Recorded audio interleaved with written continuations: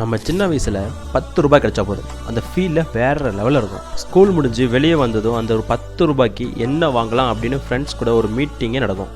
ஒருத்தன் சொல்லுவான் ஐஸ்கிரீம் வாங்கலாம், இன்னொருத்தன் சொல்லுவான் சிப்ஸ் வாங்கலாம். ஆனால் எது வாங்கினாலும் அந்த ஹாப்பினஸ் மட்டும் ஃபுல்லாக இருக்கும். ஜஸ்ட் 10 ரூபா தாங்க. அந்த டைமில் அதுதான் ஒரு பெரிய புதையல் மாதிரி. இப்போது 500 ரூபாய் இருந்தாலும் அந்த எக்ஸைட்மெண்ட் இல்லை.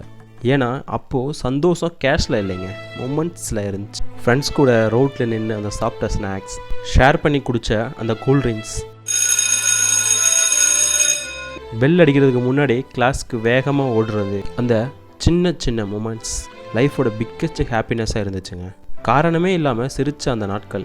ஏன்னா அப்போது ஃப்யூச்சரை பற்றி பயம் இல்லை, யாரையும் இம்ப்ரெஸ் பண்ணணும்னு ப்ரெஷர் இல்லை, நாளைக்கு என்ன ஆகும்னு டென்ஷன் இல்லை.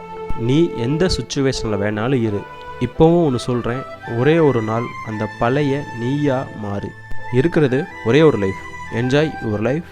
வாழ்க்கை வாழத்தானே. என்றும் உங்கள் பொறியாளன்.